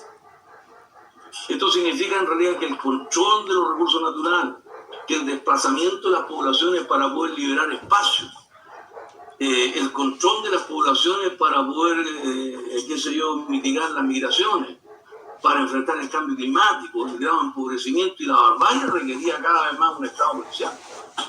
Y eso no tiene nada que ver con la pandemia ni nada que ver con el 18 de octubre. Y que lo que hace en definitiva hoy día la crisis sanitaria y la manera en que se ha tratado es reforzar ese carácter policial, expresándolo concretamente en el control que tiene, ¿no es cierto?, el Estado y los sectores policiales y militares sobre el conjunto de la sociedad. No sería extraño que al amparo de eso se declarara adicionalmente, no sé, el control y cierre de la poca prensa existente, la poca prensa alternativa que haya. Qué sé yo, como está ocurriendo ahora, se reforzara la ANI, se le diera mayor prerrogativa, ¿no es cierto?, a las propias Fuerzas Armadas para poder hacer inteligencia interna, como está en el proyecto de ley. ¿Ok? De tal manera que lo que podría estar ocurriendo ahora serían condiciones para que la crisis política se cierre no con un acuerdo con la paz y la democracia que signifique la cooptación de los sectores populares y haciendo que el modelo neoliberal redistribuya cediendo derechos, sino que lo que se ha ido fortaleciendo acá es esta suerte de estado de excepción, este estado militar como una posibilidad estructural de dar solución, entre comillas, más o menos estable a la crisis política. ¿Ok? Sobre todo mientras no se resuelve la crisis, el empate geopolítico, y comillas, la pandemia entonces justifica que al amparo de la defensa de la vida y la razón médica se instale o se genere este estado policiaco de manera más prolongada en el tiempo, cuya fuente de justificación no es el marxismo internacional, es simplemente la defensa de la vida a partir de la razón médica. Si esto es así, entonces estaríamos viendo la posibilidad, comillas, de que hay una salida transitoria a la crisis política, o dicho de otra manera, una prolongación de la crisis política que tiende a resolverse con esta forma policíaca del estado de excepción que se precipita a partir de la pandemia y antes del estallido social, pero que tenía antecedentes previos. Porque en realidad habíamos afirmado hace unos años atrás que el Estado, habíamos hablado de un poder dual burgués, por ejemplo, o bien que se expresaban que Longueira le hacía la ley en la Asociación de Pesqueros y lo que hacía Longueira como ministro de Economía era presentar al Parlamento y ahí se aprobaba. El Estado y el Parlamento eran un cascarón jurídico, ¿okay? Que seguía teniendo algo así como el monopolio legítimo de la fuerza, pero no era ningún espacio de consenso ni de adoptación. Eso que ya venía hoy día se refuerza. Y si uno piensa en la idea de la crisis del cambio climático, nos mencionó el compañero Checho, y las otras formas de inestabilidad de la propia democracia y los sistemas políticos, entonces, bueno, se nos viene encima eso. ¿Ok? Que es una posibilidad de salida, de prolongación de la crisis. Y al contrario de eso, volvemos con nuestra posición. O sea, aquí la pregunta es, ¿qué hay en este pueblo? Voy a hablar el caso chileno porque no podrían preguntarnos también por el mundo, pero ¿qué hay en el pueblo chileno? Inclusive en la militancia de izquierda, inclusive en la militancia más dura de la izquierda, que enfrentó la muerte muchas veces. Pedía estar recluida y que sea, comillas, proclive a este pánico de la infección, ¿ok? Y de la muerte. Donde no quiero decir que esto o sea, hay peligro de muerte, por supuesto, sin lugar a duda. Me puedo infectar y si yo tengo más de 65 años y tengo una información, en fin, o soy joven y estoy dentro de la población de probabilidades de la realidad, por supuesto. No quiero ser irresponsable desde ese punto de vista. Pero hace muchos años también la izquierda tenía, y el pueblo tenía miedo a la muerte directa. ¿Okay? Entonces, ¿qué es lo que hace que este pueblo en definitiva sea tan proclive a un discurso que en menos de 2 semanas logra retraerlo a sus propias casas y que termine desarmando las posibilidades de organización y que tengamos que buscar vías de extremo y pasar a los demolidos? Oye, ¿qué hace que no haya un pensamiento laico, racional, que tenga una opinión crítica frente a esto? Y que rápidamente haya elaborado una política de enfrentar a la pandemia, más allá del apoyo mutuo. No sé, es una pregunta yo creo que hay que formularse. Pueden haber respuestas antropológicas, como decir en realidad, no sé, hay, qué sé yo. O sea, si la iglesia no estuviera en crisis, es probable que la iglesia hubiese canalizado esto, digamos, porque son las 7 pestas que de Egipto, qué sé yo, es la culpa frente, ¿no es cierto?, a los pecados de la humanidad, y que este es castigo de Dios, y que viene el apocalipsis. Seguramente hay gente que piensa eso, digamos. ¿Ok? Hay otra incertidumbre. El compañero me decía, lo que pasa es que este es un enemigo que está, no sé de dónde puede venir, digamos, me puede atacar en todos lados, está en todos lados, me dice. ¿Ok? Pero es importante en realidad esto que en términos subjetivos, no en términos ideológicos. Antes estábamos dando la lucha ideológica, pero aquí en términos subjetivos de las formas más primarias de defensa de la autonomía y de la emancipación, por así decirlo, las bases de la emancipación, que no es un proyecto y una ideología, sino simplemente la idea de tener una capacidad crítica de razonar de lo que está pasando en el mundo. Eso no está. E inmediatamente el pueblo se desarma frente a la autoridad y ve a un tipo vestido de blanco y con un estetoscopio en los oídos y escucha a los epidemiólogos y queda absolutamente colapsado. No tiene opinión sobre esto. O sea, ¿qué es lo que quiero argumentar con esto, digamos? Para decirlo en breve, digamos. Si antes, o sea, la urgencia de una masa crítica. La masa crítica requiere no solo la idea de un proyecto, requiere también una masa crítica que tenga cierta capacidad de reponer la racionalidad en la política. ¿Ok? Y no caer en esta suerte, comilla, de hipervulnerabilidad o sensibilidad frente a los discursos del propio poder, digamos. Eso hay algo que lo está fallando allá. Entonces la posibilidad de salida por abajo, de reconstitución por abajo, requiere rápidamente hacer un llamado a la recuperación de la razón y de la racionalidad. de la visión crítica de lo que sucede a todos nuestros compañeros y compañeras. Entonces trata de arriesgarlo, ¿no es cierto?, y que salgan a infectarse, no estoy diciendo eso. Pero tenemos que captar, digamos, el tamaño del animal, por así decirlo, plantear una visión crítica frente al tema. Y ese creo que es una tarea fundamental. Hay un gran capital en la experiencia de las organizaciones populares que se levantaron a propósito de la revuelta. Hace poco un compañero publicó lo que llamaba el Manifiesto del Pueblo, que lo publicó el Codeco el año 83. Hay un conjunto de medidas. Se avanzaron en pliegos populares en las organizaciones, en el sur había, en el norte también, aquí en Santiago, etc. Entonces, elementos programáticos, elementos reivindicativos hay. Y se pueden imaginar muchas formas de lucha. Desde tirar, no sé, panfletos, ¿no es cierto?, en la feria, qué sé yo, de colocar panfletos, etc. Digamos, hay muchas maneras de organizar. Hay que sacar un remesón de la necesidad de reorganizarse, de juntarse, de debatir y empezar a rearticular esto. Porque la máquina que se nos viene es una máquina arrolladora, que es el control de la población, el control de los cuerpos y el control, ¿no es cierto?, de la subjetividad, que es lo que tenemos. Y la izquierda no puede, la izquierda sobre todo, no puede, ¿no es cierto?, hacer caso omiso de eso. E inclusive, hacerle pagar al costo a aquellos sectores que en un momento determinado nos desmovilizaron. Producto, ¿no es cierto?, que había que alargar la campaña del apruebo, por ejemplo. O por último, Andy, quédate en casa. ¿Cuáles son los costos políticos de eso, además de condenarme al hambre porque no puedo salir a trabajar? O condenarme a la violencia porque en la casa o en la intimidad patriarcal es la expresión más extrema de la violencia de género. Entonces aquí hay una serie de implicancias, comillas, que tenemos que plantear como elemento. Entonces una salida por abajo yo creo que requiere este remesón, requiere esta necesidad de recuperar la racionalidad para poder salirnos efectivamente esta panicodemia en la cual estamos sumidos. Sobre todo en las próximas semanas, que vienen, ¿no es cierto?, 2.500, no sé, 3.000 infectados, no sé, que hay, no sé, y se va a colapsar efectivamente, ¿no es cierto?, el sistema público de salud y por lo tanto nos van a enrostrar, mire cómo se está muriendo la gente, si esto es verdad, digamos, ¿okay?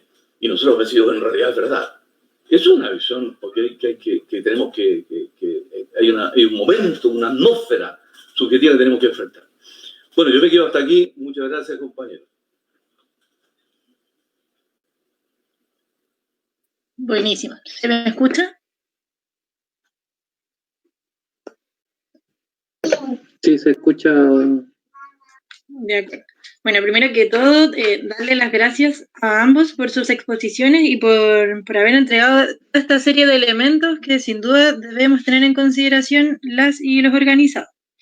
Quería comentarles que lamentablemente tuvimos ciertos problemas técnicos debido a la conectividad, por ende ha costado mucho la interacción también con el resto de personas que está al tanto de esta transmisión.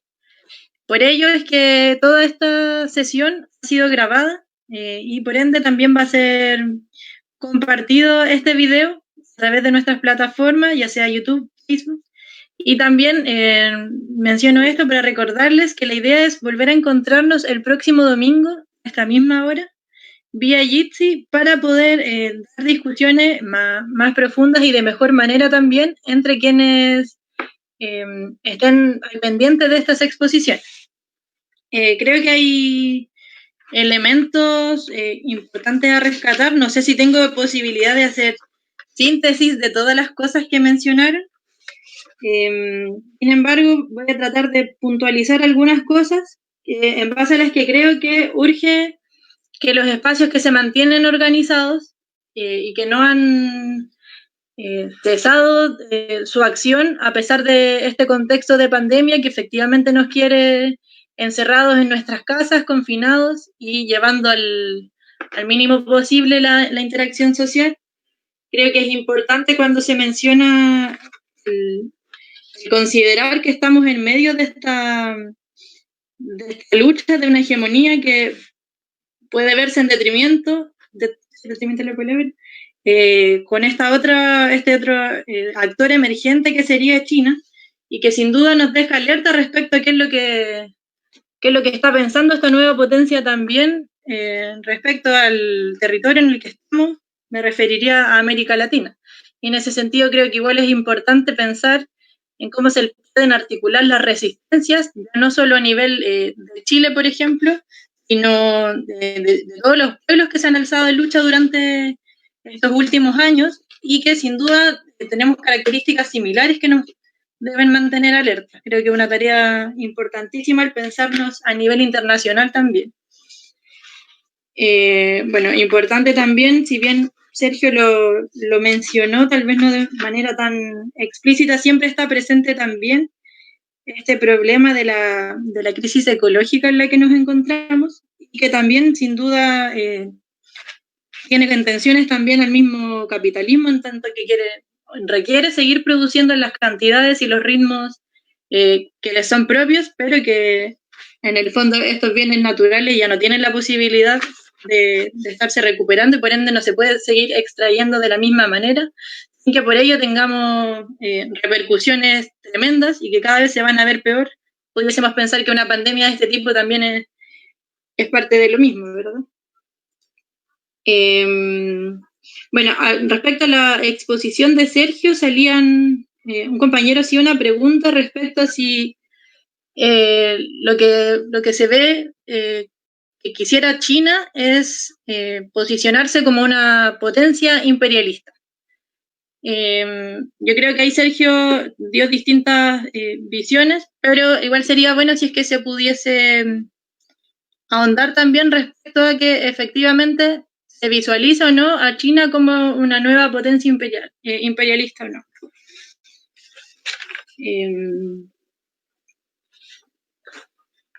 Bueno, y respecto a lo que mencionaba el compañero Rafael, yo creo que efectivamente es sumamente importante esta urgencia de que la masa crítica y todo este conglomerado social que logró volver a recomponerse, que salió a las calles y que trató de impugnar este modelo, vuelva también a pensarse en disputa con este propio modelo también, y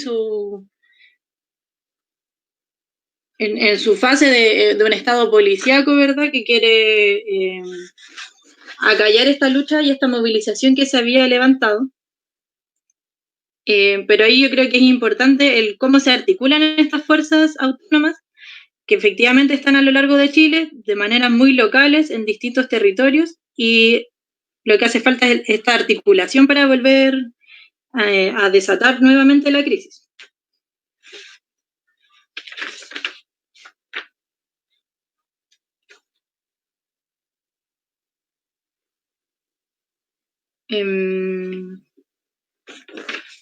Bueno, eso. Les recuerdo entonces que estos videos se van a socializar, y a partir de eso la idea es que podamos dar una mejor discusión el otro domingo. Pero antes de ello quisiera darle los últimos minutos a cada uno a modo de cierre, o de que se planteen tal vez preguntas o reflexiones que pudiésemos abordar el próximo domingo.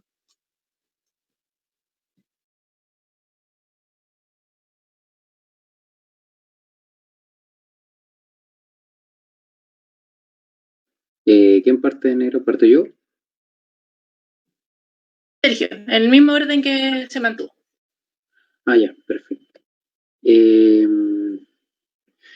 A modo de comentario final, que creo que el profe lo dijo muy bien, lo dijo, y fue más sintético de lo que yo pude haber sido en hartos temas, pero estamos en un punto de inflexión histórico, y en los meses y años venideros vamos a ver cómo se recompone un mapa completo de fuerza, tanto a nivel nacional como internacional. O no sé si se recompone, no sé si vayan a aparecer actores nuevos o alguna cuestión más novedosa aún, pero sí hay un acomodo, hay como un proceso definitorio de estrategias que a mi juicio casi lo que huelo es que se están reacomodando, pues ya están entrando a definirse sus apuestas estratégicas, digamos. O sea, este es un punto de la historia en donde se están acomodando los bloques, digamos, a muchos niveles distintos. Desde esta visión más del mundo, de las naciones, bueno, y las facciones de la burguesía transnacional o internacional y todo eso, hasta nuestra vida local, por así decirlo. Entonces, tenemos que tener conciencia de eso, así como que estos no son días cualquiera. Y por otro lado, tenemos que empezar a pensar en cómo vamos a salir de esto, porque también es cierto lo que plantea el compañero Agacino, de que es sorprendente lo impávidos que quedamos, lo rápido que fue detenernos con la amenaza sanitaria, y que al parecer nos quedamos como cortos de alternativas. El otro día le decía a un compañero que al parecer estamos viviendo días en los que formarse, tener ocio o militar o generar una acción de militancia está distinguido hacia dónde mueve el cursor del mouse, ¿no? Eso es lo que me va a distinguir entre esas tres acciones. Entonces, bueno, creo que una de las cuestiones más bellas dentro de esta debacle de la pandemia es darnos cuenta de que esta lucha se mantiene con los combatientes vivos y sanos. Aunque lo veamos desde la perspectiva del miedo, digamos, en positivo, esto sería, pues, o sea, volver a darnos cuenta también que la lucha está dentro de nuestras cabezas, porque la mayoría de nosotros estamos teniendo como más tiempo para lidiar con nuestros propios pensamientos, y que el encierro puede hacer salir hartas cosas buenas de dentro de nosotros. Y quienes puedan salir del encierro también, pues, o sea, hay que aplicar todas las formas de lucha nomás que podamos dar. Lo importante sí es que ocupemos esta pandemia, por lo menos mientras sea a niveles tan masivos, para repensarnos y repensar el mundo que nos rodea, para que cuando salgamos a la calle de nuevo lo hagamos con la convicción intacta, pero también con nuestra solidaridad, con nuestra compasión y con nuestra gallardía. La cuestión es que esto no va a aguantar mucho más, no podemos estar mucho más encerrados. Estamos tratando de ser muy responsables con los otros, pero tal vez, y concuerdo con el profe, como que hay que ver hasta dónde le podemos dar respiro a esto. Si comprendemos bien lo que tienen preparado para nosotros, podremos responder y estar a la altura, sacar fuerzas de flaqueza y esta vez sorprender a los del otro bando. Así que eso. Adelante y aguante, compañeros y compañeras. Muchas gracias, Sergio. Compañero Rafael. Bueno, muchas gracias. Mira, sí, muy brevemente. Yo creo que voy a decirlo de una manera un poco, bueno, telegráfica nomás, pero la lucha en general es una lucha de resistencia frente a una ofensiva mundial. A mí me gustó mucho la frase que mencionó el compañero Checho, si yo puedo, creo que era pronosticar, si no me equivoco, puedo programar. O sea, si yo puedo pronosticar comportamiento, entonces puedo programar, porque de alguna manera puedo generar el conjunto de incentivos para generar tipo de reacciones. Y si estoy hablando de inteligencia artificial que tiene capacidad de procesar infinitos datos a una velocidad extraordinaria sobre grandes masas de poblaciones, entonces yo puedo generar todas las condiciones informativas, estéticas, de mensaje, y conducir a las poblaciones, o sea, al suicidio, digamos, que nos empecemos a tirar al mar, o que empecemos a perseguir a los inmigrantes, o que nos confinamos en las casas. Y aquí hay un tema crucial, porque un mensaje como el que está ocurriendo ahora es que nos está condenando, más allá de la cuestión policial, inclusive, nos está condenando a una suerte de visión reduccionista de lo que es la vida. Nosotros clamamos por la emancipación de la vida, entendiendo la vida como la plenitud de desarrollo de los talentos. Y eso no lo hago confinado. Lo hago tocando, lo hago conversando, debatiendo, juntándome, aunque sea con guantes, por así decirlo, con todos los demás. La riqueza de la vida que nosotros proclamamos que queremos emancipar es una vida pletórica de relaciones con mis semejantes. Eso es la comunidad. La comunidad no es solo colocar, ¿no es cierto?, qué sé yo, los objetos en común, es colocar mi vida en común. Yo me constituyo a la par que el otro se constituye conmigo. Ahí está la riqueza. Toda pretensión higienizante, toda pretensión médica, biologizante, que reduzca la vida exclusivamente al que palpite un corazón y que respire un par de pulmones, es simplemente la negación de la vida humana. Y el capitalismo nos está condenando a eso. El capitalismo no solo nos quita los recursos naturales, no solo los explota para sacar plusvalía, no solo, ¿no es cierto?, nos estupidiza con la televisión basura y con los medios de comunicación basura, etc. Sino que adicionalmente ahora pretende reducirnos simplemente a puras amebas que somos capaces de respirar o de impulsar con el corazón la circulación de nuestra sangre. Esa vida no tiene sentido. Esa vida no es la que queremos emancipar. Por lo tanto, no hay que esperar que esto... O sea, si esperamos que la pandemia termine, la pandemia no va a terminar, porque después será otra.